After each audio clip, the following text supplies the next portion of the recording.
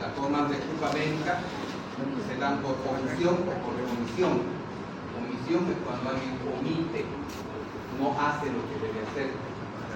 Comisión es cuando el médico hace, pero lo hace mal. Entonces a nosotros nos pueden juzgar, al médico lo pueden juzgar por no hacer o por hacerlo mal.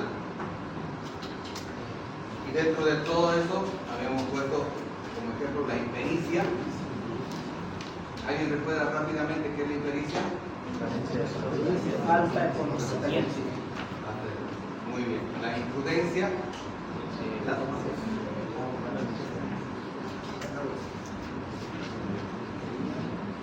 No hacer lo que se debe.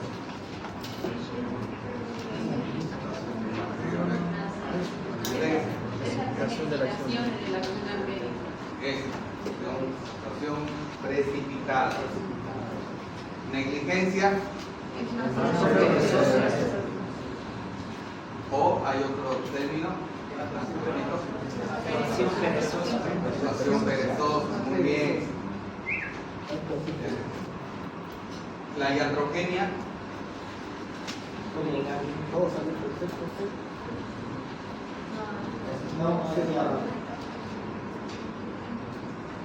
Todo se hizo bien, pero el resultado fue inesperado. Como les decía, este es el único tópico que se toca en el cual el médico no tuvo la culpa, porque no fue su culpa. Por ejemplo, una iatrogenia, una mujer. Por eso a mí siempre me buscan, tanto en la Facultad de Medicina, en la Facultad de Derecho, para dar clases de medicina legal, porque yo tengo 15 años de experiencia como médico forense. Todos los casos que yo relato son casos que nosotros hemos vivido. El caso de una mujer, una modelo, no le voy a decir el nombre, porque es algo que tenemos que aprender siempre. Podemos identificar casos, pero no es necesario que demos los nombres. En el caso de una modelo muy reconocida, que fue Miss, voy a representarnos al exterior, que se embaraza y va donde un montón de médicos, ginecólogos, donde les decía que ella quería que le hagan una cesárea lo menos visible posible. Quería que le garantice que no le iba a quedar cicatriz, porque una vez que nazca su bebé, ella quería seguir siendo modelo, quería seguir trabajando de modelaje. Y ojo, que ella sobre todo ponía mucho énfasis en el tema de su cuerpo, porque ella era una modelo internacional que había firmado un contrato, una empresa fabricante de trajes de baño, de bikini para mujeres, y ese contrato era por 2 años. Entonces ella tenía que tener el cuerpo perfecto y obviamente no tenía que tener ninguna cicatriz visible. Entonces ella fue como a 4 ginecólogos pidiéndole ese tipo de cirugía, y más bien todos los médicos fueron lo suficientemente inteligentes, los 4, porque al final el quinto metió la pata, no, los 4 le dijeron que no podían ellos garantizar lo que ella les pedía. ¿Por qué? Porque las cicatrices no dependen del médico en gran parte. En una parte sí, ¿no? Si el médico tiene una mala técnica. Se puede decir más o menos que la responsabilidad de las cicatrices puede ir 50-50. O sea, 50% el médico, si tiene una buena técnica de hacer una cirugía, y 50% si el paciente tiene la idiosincrasia y la genética para formar o no formar queloides, cicatrices queloides. Entonces, hay personas, nosotros lo hemos visto, que se hacen heridas horribles en la cara, se cortan con vidrio, se pelean. A veces ni se hacen suturar, simplemente se ponen un parche, cualquier cosa, y le sana y la cicatriz casi no se nota nada. Pero hay personas, incluso nosotros los varones sabemos eso en el tema de la barba, que nos hacemos un cortecito con la navaja al afeitarnos y nos queda una cicatriz feísima, como si fuéramos unos delincuentes. Pasa eso. Y eso no depende de otra persona, depende de nosotros, de nuestra sangre, porque el tema de las cicatrices queloides son genéticas. Por genética hay personas que arrastran el tema de los queloides. Eso por un lado, y por otro lado también por el tema del grupo étnico. Se dice que las personas que tienen más tendencia al queloide son las personas con piel clara o piel oscura. ¿Qué es? Debe llegar en dermatología, debe llevar eso. Oscura. Las personas que tienen más tendencia al queloide son las personas con piel oscura.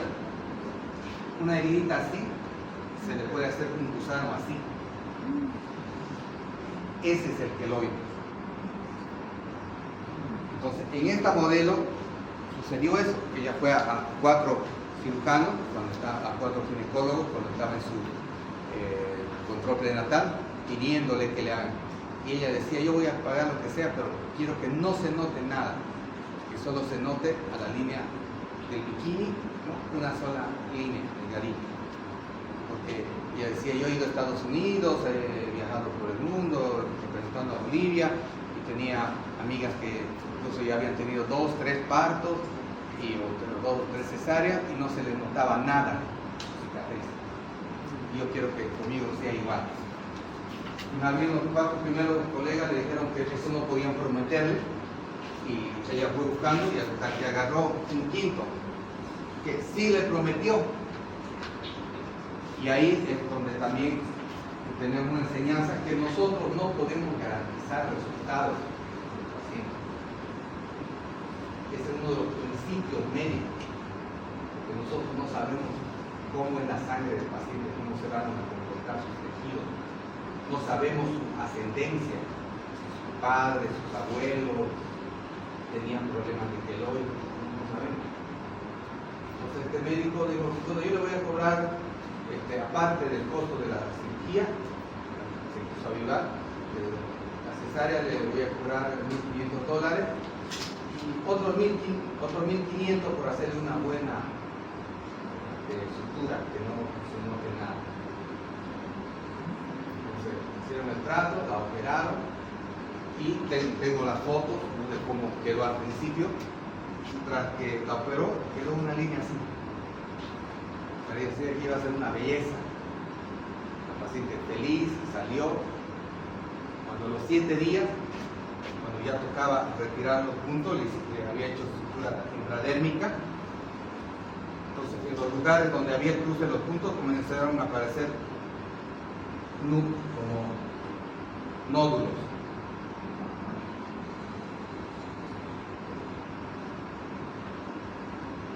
Después, a los 10 días, comenzó a suturar, comenzó a salir pus. A los 12 días más o menos teníamos que retirarle los puntos. No se pudo retirar porque comenzó a hacer dehiscencia de sutura, comenzó a abrirse en varios lugares. Y por último, formó abscesos. Se degeneró totalmente la herida, se tuvo que abrir, drenar, limpiar, porque otro problema que tuvo la modelo, la paciente, es que había tenido problemas de rechazo a los hilos, y ella le mintió al médico, le dijo que siempre el médico le pregunta, ¿usted antes había tenido alguna sutura, alguna herida? Y ella, de chica, se había caído en bicicleta, se había hecho un corte aquí.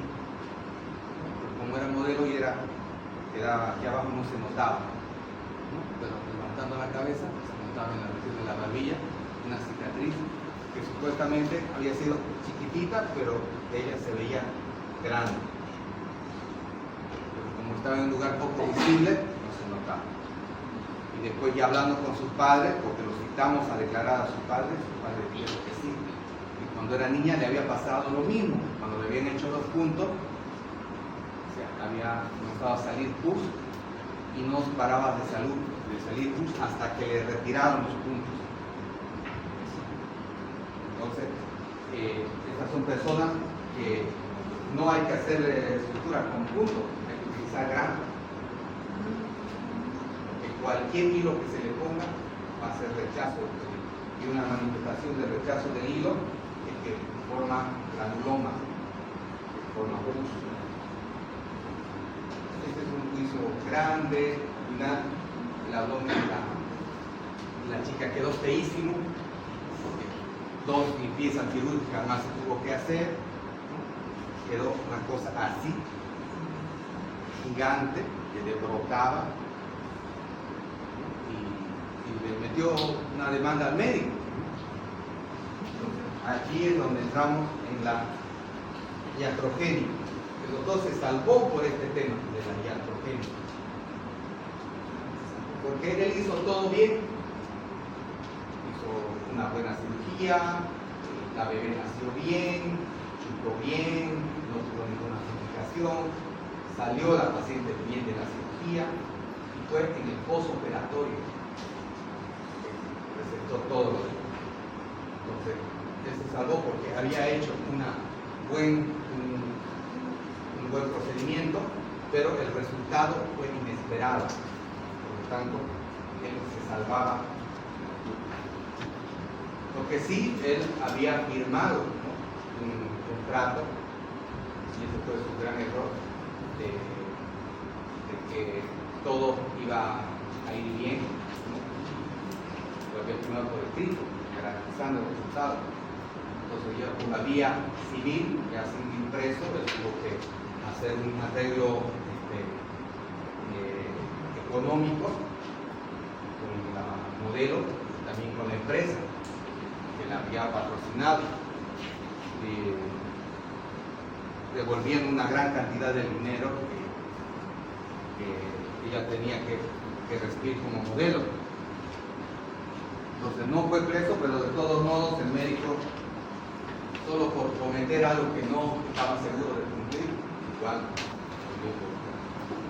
Entonces, esos son los ejemplos de iatrogenia. Se puede hacer todo dentro de lo que se considere correcto, pero no, los resultados no son los esperados, porque no dependen del médico. La mala conducta profesional va desde un maltrato, desde después vamos a ver el tema del juramento hipocrático, desde el acoso, porque hay el acoso a las pacientes, acoso, el hostigamiento a los pacientes, puede haber más que todo ansiedad del sexo masculino y femenino. Ahora un poquito para profundizar más en el tema de impericia. Decimos que la impericia puede ser de origen, como decía, ¿cuál era el término de impericia? Falta de conocimiento. De origen, que es cuando nunca aprendió el médico. Se pasó la universidad copiando, haciendo copias. Nunca aprendió. Y eso se obtiene cuando ante un tribunal médico le hacen preguntas básicas sobre la profesión. Uno puede responder. Hay la impericia de olvido, cuando sí aprendió, sí se aplicó y luego se olvidó. Hay personas que ojalá no pasen en este curso, que piensan que la medicina y el estudio de la medicina terminan cuando salen uno de la universidad. Ustedes saben, yo cuántas veces me he tenido que actualizar, por ejemplo, en el grupo de Gaito. Ustedes saben que yo doy también fisiología médica. La fisiología médica de cuando yo aprendí fisiología, hace 25 años, ha cambiado ya 7 ediciones de Gaito. O sea, si yo me hubiera quedado con lo que aprendí hace 25 años, ahorita ya cuántas personas estarían matando. ¿Por qué? Porque la fisiología ha cambiado, la medicina todo el tiempo va cambiando. Entonces un médico que sale y no vuelve a leer, no vuelve a agarrar un libro, le pasa esta impericia de olvido. Y por último, la impericia de práctica, que es cuando se sabe, solamente la teoría y no practica.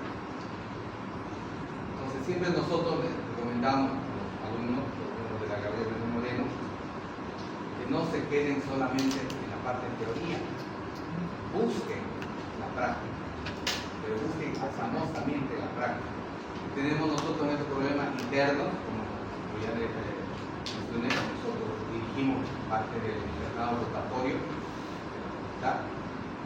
Y siempre le estamos recomendando, pero ya, miren, el 2 de enero cumplió el internado rotatorio, pero ya tenemos quejas de varios hospitales, hay internos que están cambiando de turno, están pagando para que otros se lo hagan, no quieren hacer su turno,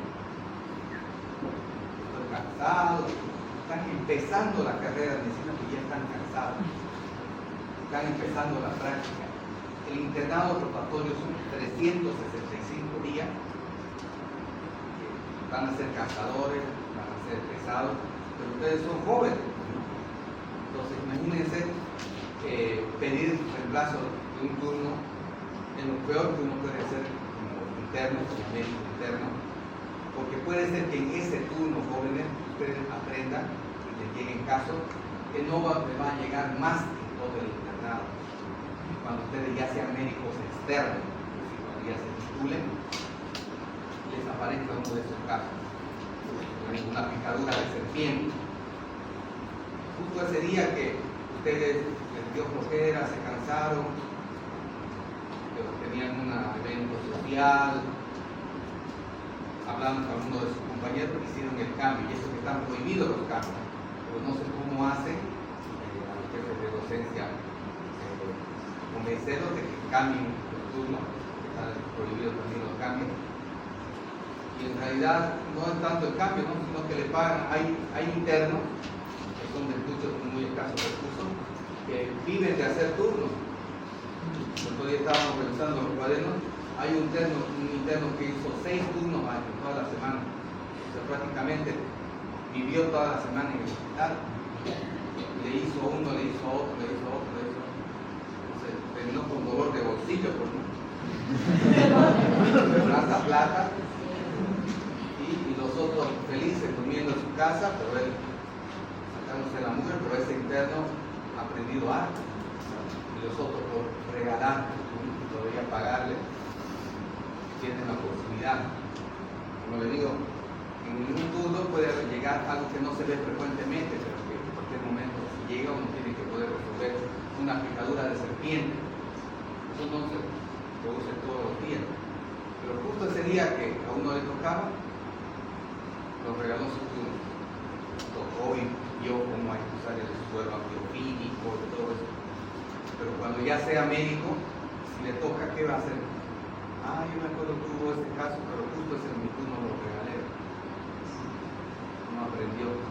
No es lo mismo la teoría que la práctica, jamás. Es haciendo que se aprende. Entonces seguimos viendo ejemplos de la imprudencia, que es cuando el sujeto obra precipitadamente sin prever las consecuencias en las que podría desembocar el obrar irreflexivo. Se hace más de lo que se debe hacer. Por ejemplo, una sobremedicación, una sobredosificación, le da más medicamentos de los que debía darle, le da en dosis demasiado altas. Y el daño causado se produjo porque el acto médico se realizó sin las debidas precauciones ni medir las consecuencias. Tenemos algunos ejemplos, por ejemplo, transfundir sangre sin establecer el grupo sanguíneo. Y un paciente choqueado, con una hemorragia masiva, sin preguntarle bien, sin saber su grupo sanguíneo, le metemos A positivo cuando era B positivo, está inmunizado, el paciente se puede morir. Cuando se transfunde sangre, sin ver si el paciente tenía VIH, VDRL, hepatitis, sin hacer las pruebas suficientes, como vemos aquí, pues, ¿no? Los médicos haciendo otra cosa en vez de atenderlo al paciente.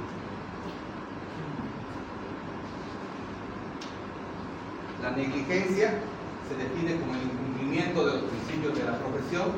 Lo que se debe hacer no se hace, o sabiendo lo que se debe hacer no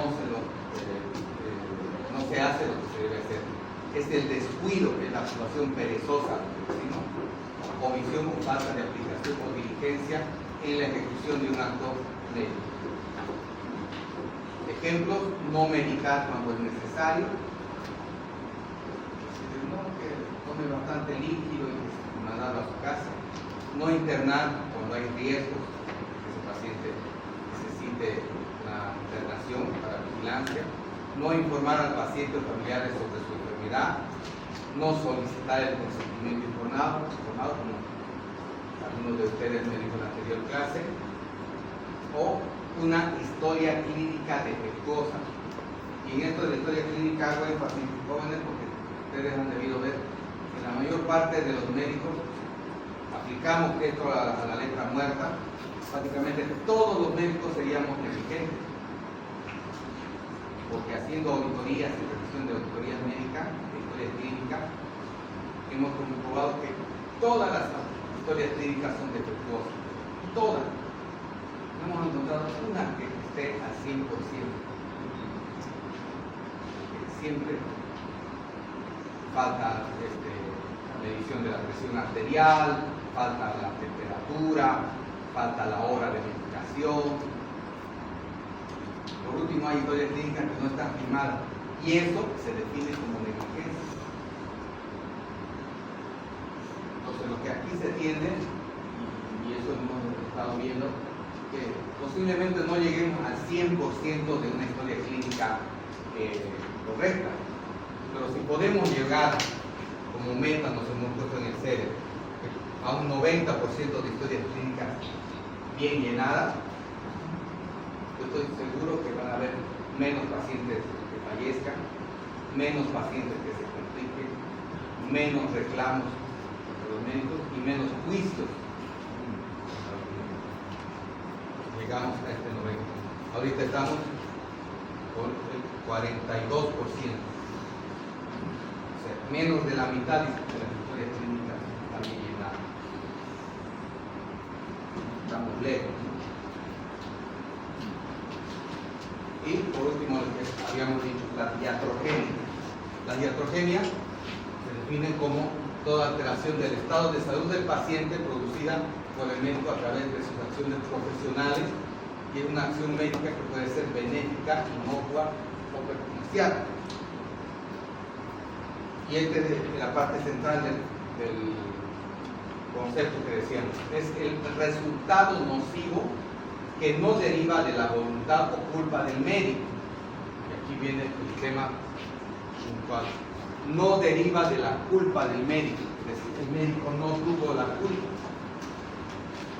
en la producción del daño, sino es un producto de un hecho imprevisto, o mejor, imprevisible, que escapa a toda posibilidad de ser evitada por los medios habituales o normales de cuidado individual o colectivo. Tenemos como ejemplo un daño por un medicamento considerado inofensivo, una úlcera duodenal aguda generada por la administración de dosis de corticoides, siendo este el tratamiento indicado. Pacientes que necesitan corticoides, que uno como médico le da sus corticoides, le administra y aparece el paciente vomitando sangre con una úlcera.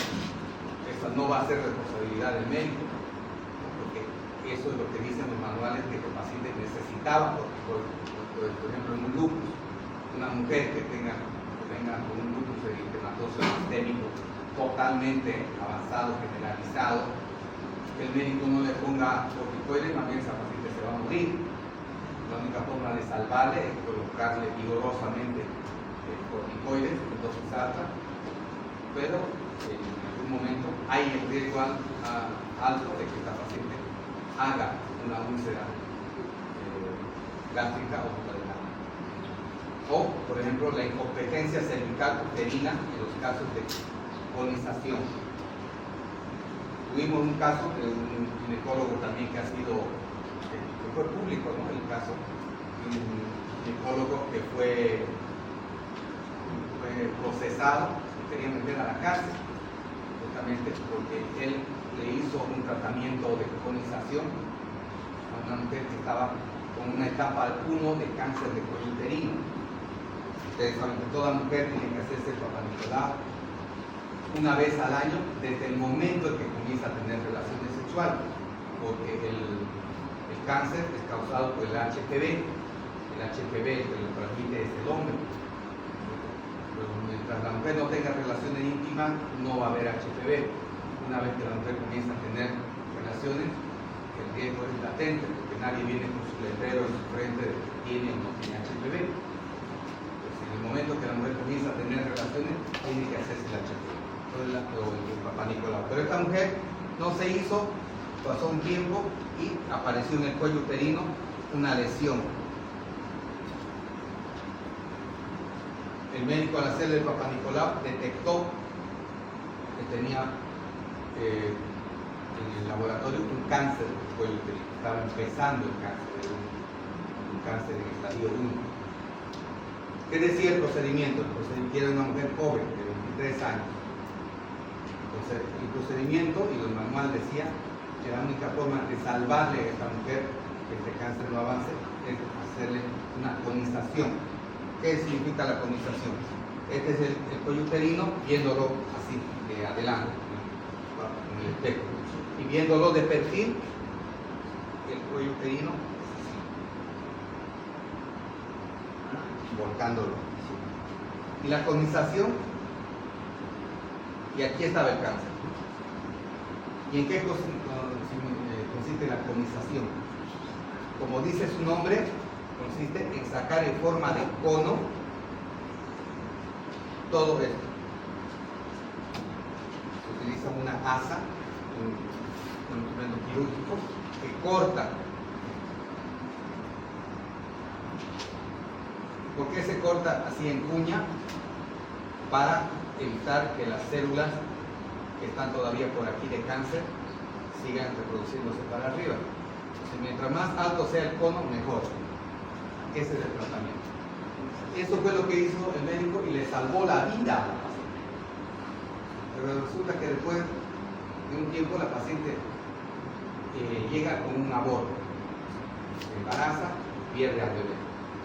Después de un tiempo se embaraza nuevamente y lo vuelve a perder al bebé. Después el tercer bebé perdido, son 3. Entonces no falta el médico de pata, que a veces el principal enemigo de un médico es otro médico. No debería ser así, pero muchas veces pasa así. Médicos con poca ética, y le dijo: eso te pasó por esa cauterización o esa conización que te hizo. El médico que te operó es el causante de eso, que ha causado eso.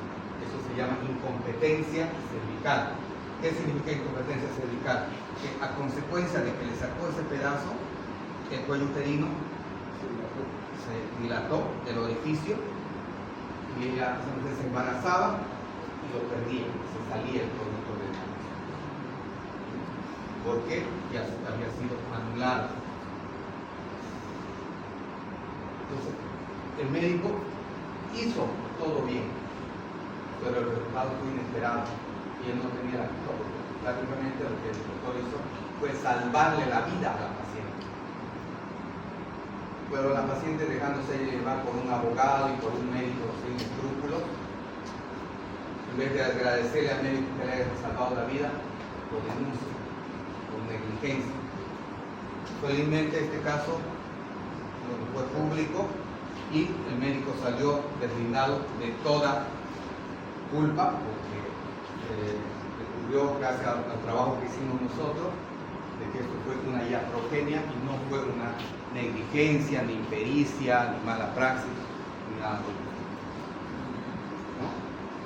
Entonces, es importante que se entienda este concepto. ¿Tiene alguien alguna duda de este concepto de iatrogenia? En el caso, por ejemplo, en el caso de la conización, el doctor le haya mostrado a la paciente y había esa posibilidad de tener ese cervical, ¿en el caso no procedería o no? No entendí En caso de, por ejemplo, de la actualización que acaba de mencionar, el doctor que la realizó, que ha hecho la paciente, que había esa posibilidad de tener consecuencias cervical a posterior, el caso no se ha procedido porque finalizó. Claro, se hizo lo que usted dice procedimiento informado, se le hizo, se le explicó el médico y está la historia clínica. Es muy buena su pregunta. Es cierto eso, si el médico no le hubiera hecho firmar el procedimiento informado, como decía, que uno de los riesgos de la cronización era que haya insuficiencia cervical, le hizo porque hay que advertirle, porque uno de los primeras complicaciones es esa, que la mujer no pueda ya tener hijos. Pero lo último se le pregunta a usted, ¿quiere salvar la vida o quiere tener hijos? Lo importante es primero saber si va a vivir o no.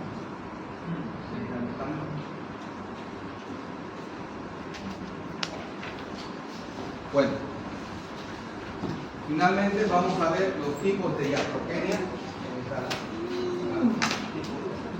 Las láminas que son los tipos de iatrogenia. Tenemos lo que se llama la iatrogenia aleatoria, que también se conoce como iatrogenia inesperada, que también se llama tecnológica, donde hay una falla de los equipos, por ejemplo, en una pielofibrosis después de la extirpación de un apéndice gangrenado. Es decir, que en realidad el médico tiene todo para hacer, tiene la capacidad de hacerlo, pero se llama aleatoria o inesperada porque el hospital no tiene todos los equipos para solucionar el problema. Falta de las capacidades técnicas para poder solucionar. La iatrogenia predecible, cuando el riesgo de la acción médica es previsto, puede presentarse en algún momento y el riesgo benéfico evaluado por el médico es favorable al paciente. Aquí el bien logrado supera al mal concomitante. Por ejemplo, los efectos de la quimioterapia en cáncer. Sabemos que todo paciente con cáncer, al que no sé si algunos de ustedes, seguro de ustedes, a varios de ustedes los conozco, visto alguna vez me han hablado, me han consultado, lamentablemente es algo generalizado. Todos tenemos algún paciente, algún familiar con cáncer. Pero todo lo que tenemos, hemos tenido algún familiar con cáncer, sabemos que si es sometido a un tratamiento de radio o quimioterapia, va a tener un efecto adverso, a veces de por vida, ¿no? Si va a quedar con una secuela. Y esa secuela, nosotros seríamos torpes, seríamos malagradecidos con el médico que nos está salvando a nuestro paciente o a nuestro familiar o a nosotros mismos. Decir, no me dio quimioterapia y como consecuencia de la quimioterapia no puedo mover esta pierna, o después de que me hizo la quimioterapia nunca más pude comer frijol, o después de la quimioterapia se me cayó el cabello y nunca más me he vuelto a crecer. El médico le va a preguntar, bueno, ¿usted quería tener cabello o quería estar vivo? Porque sabemos que todo tratamiento de quimioterapia o radioterapia siempre va a dejar secuelas permanentes. Por último, la iatrogenia medicamentosa, que es la reacción indeseable o inesperada a un medicamento, que se puede dar por desconocimiento de la farmacología o toxicología del medicamento prescrito o un descuido en la revisión de la historia clínica. A veces pasa en la historia clínica que inyecta con un tipo de antibiótico el paciente y el siguiente médico, sobre todo pasa en los hospitales públicos, que no se da cuenta, no lee bien la historia clínica y le vuelve a recetar el mismo medicamento con otro nombre, entonces el paciente termina recibiendo doble dosis del medicamento. Es una iatrogenia medicamentosa. Muy bien. Aquí vamos a quedar jóvenes. Por favor, me van pasando su trabajo de atrás para adelante para que no nos hagamos. Guachines.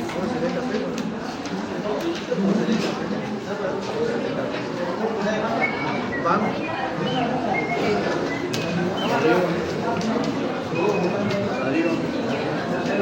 Para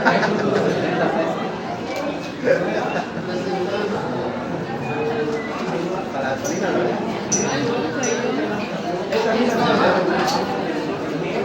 Vámonos.